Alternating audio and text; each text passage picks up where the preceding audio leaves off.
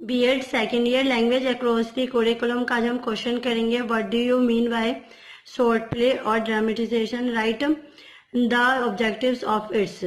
मतलब कि short play क्या होता है, ड्रामा क्या होता है, उसके क्या ऑब्जेक्टिव्स है वो देखेंगे।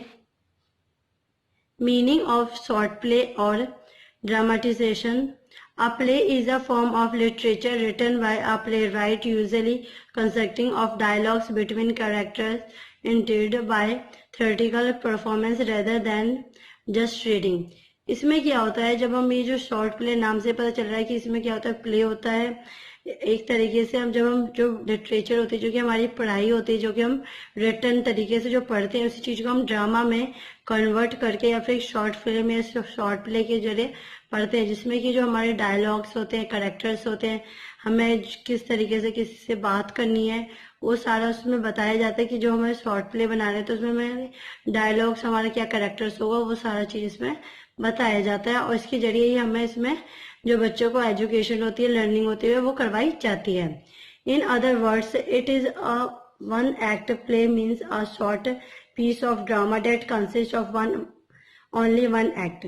इसे अगर दूसरे शब्दों में कहा जाए कि वन एक्ट प्ले होता है, इसका मतलब क्या होता है, सिर्फ एक छोटा सा ड्रामा का पार्ट होता है जिसमें कि हमें सिर्फ एक छोटी सी एक्टिंग ही करनी होती है। मतलब सिर्फ एक इंसान के किरदार के बारे में या फिर एक ही चीज के बारे में इसमें बताते हैं, ना कि ज्यादा चीजों के बारे में। इट यूजली हैज वन और मोर सीन्स। परंतु इसमें क्या होता है, किरदार का तो एक ही होता है, परंतु इसमें जो सीन होते हैं, जो सीन क्रिएट करते हैं, वो एक से ज्यादा जो सीन होते हैं, बैकग्राउंड जो होता है वो थोड़ा चेंज होता है, इसमें कर भी सकते हैं चेंज। रोल प्ले और a short play enacted to bring but the roles of characters are seen in real life. इसमें क्या होता है, जब हम जो रोल प्ले करते हैं फिर शॉर्ट प्ले बनाते हैं, उसमें जो हमारे किरदार होते हैं, जो कि डायलॉग बोलते हैं, वो इंसान तो अलग होते हैं, परंतु जिसका जो करेक्टर होता है, जो किसी करेक्टर में होते हैं, तो वो चीज एक रियल लाइफ के ऊपर होती है, जो कि रियल होती है। जैसे कोई राजा हरिश्चंद्र बना, उसकी डायलॉग्स या फिर उसके करेक्टर में जो भी कुछ बोल रहा है, तो परंतु जो राजा हरिश्चंद्र जी है वो एक रियल इंसान है, और जो बातें वो बताता है वो उनके बारे में ही बताते हैं। इस तरीके से इसमें जो रोल एक्ट करते हैं वो रियल ही होता है, हमारी जो रियल लाइफ है उससे रिलेटेड होता है। Short play can be use effectively for teaching spoken English.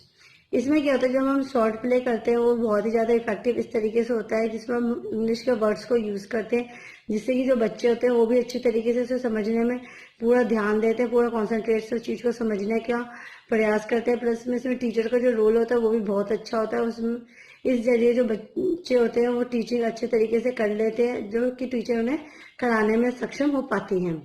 Role play techniques range from semi-scripted to suit prescribed situation to the entirely free, which is more difficult. इसमें क्या होता है, जो भी बच्चे रोल प्ले करते हैं तो उसमें इस तरीके की टेक्निक बनाई जाती है, इस तरीके क्योंकि वो पूरा ही हमारे जो स्क्रिप्ट बनाया जाता है उसके ऊपर प्रिस्क्राइब होता है कि हमें किस तरीके की सिचुएशन रखनी है, किस तरीके से अपनी बात को कहनी है, इसमें किसका क्या कैरेक्टर्स है, क्या डायलॉग्स है, उस सब चीजों को हमें देख के चलना होता है। प्लस में क्या होता है, स्टार्टिंग में ये थोड़ा इजी होता है, फिर बाद में थोड़ा ये डिफिकल्ट हो जाता है, जिससे कि बच्चे उसकी डिफिकल्टीज को समझ के रियल लाइफ पे लेके उसे अच्छे से समझने की कोशिश करें। Prescribed role play is through not natural, effective and functional. इसमें क्या कहा गया है कि जो हम इसमें रोल प्ले करते हैं, जरूरी नहीं होता कि वो हमारा नेचुरल हो, इफेक्टिव और फंक्शनल हो। It can be a rehearsal for effective functioning in the real life at a distance date and student at this stage can easily understand behind such practice.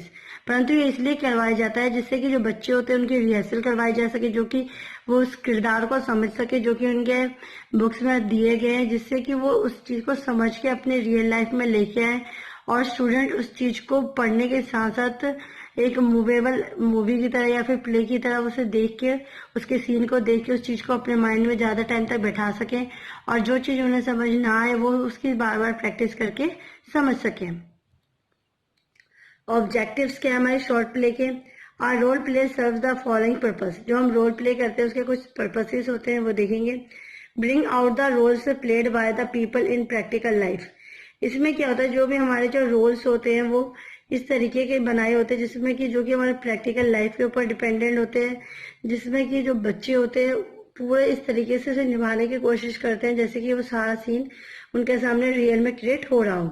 Helping the learners to comprehend their own attitudes, feelings and behaviour. इसमें क्या होता है, जो learners होता है जो कि इसे लर्न करने की कोशिश करते हैं, तो उसमें वो शॉर्ट प्ले के थ्रू अपनी एटीट्यूड्स, फीलिंग और बिहेवियर के जरिए उस चीज़ों को बताने की कोशिश करते हैं कि इसमें जो जिसके बारे में बताया गया वो उसका क्या करेक्टर है, उसका बिहेवियर क्या है, उसकी फीलिंग्स क्या है, बात करने का तरीका क्या है। तो वो सारा चीज़ वो लर्नर्स को बताने की कोशिश करते हैं शॉर्ट प्ले के जरिए। Encouraging the learners to change or modify their negative attitude और outlook.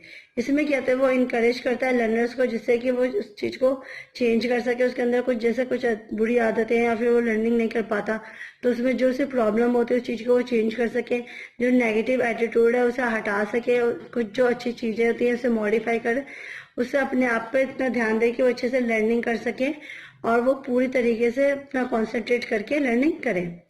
For this, there is a need of developing harmony between the teacher and the taught। इसमें क्या कहा गया है कि जब हमें ज़रूरत होती है डेवलपिंग करने की, तो इसमें क्या जो बच्चे होते हैं उससे टीचर इस तरीके से समझाती है, बताती है, प्लस में शॉर्ट प्ले भी करवाती है जिससे जो बच्चे होते हैं उसे अच्छे तरीके से समझ सके और उनकी जो डेवलपिंग स्किल हो वो इंक्रीज हो सके। Those students who give positive responses should be admired or rewarded, while negative response should be rectified और साइकोलॉजिकली। इसमें क्या कहा गया है, जो बच्चे होते हैं जिनका जो पॉजिटिव, इससे देख के जो पॉजिटिव रिस्पॉन्स आता है उसके लिए जो टीचर्स होते हैं उन्हें बच्चों को इनकरेज करना चाहिए, उन्हें टाइम टू टाइम रिवॉर्ड्स वगैरह देने चाहिए। और जो भी नेगेटिव थिंकिंग आती है, फिर नेगेटिव रिसोर्स होते हैं, रिस्पॉन्सेज होते हैं, उसे वहाँ से हटाने की, उनके दिमाग से ख़त्म करने की कोशिश करनी चाहिए और उनकी सकारात्मक विचार लाने चाहिए। आज सेपरेट ग्रुप में आल्सो भी क्रिएटेड फॉर सच स्टूडेंट। और हमें क्या करना चाहिए, बच्चों के लिए थोड़े सेपरेट ग्रुप्स भी बनाना चाहिए जिससे कि बच्चे टीचर से ना पूछने में उन्हें जैसे थोड़ी डर लगे या फिर टीचर से पूछने में उन्हें थोड़ा अजीब सा लगे, तो वो आपस में ग्रुप में एक दूसरे से बात करके जो उनकी प्रॉब्लम्स है उसे दूर कर सकें और जो भी उनकी डिफिकल्टीज है उसे सॉल्व कर सकें। आई होप आपको आज की वीडियो पसंद आई होगी। प्लीज़ मेरे वीडियो को लाइक, कमेंट एंड सब्सक्राइब कीजिए। Thanks for watching.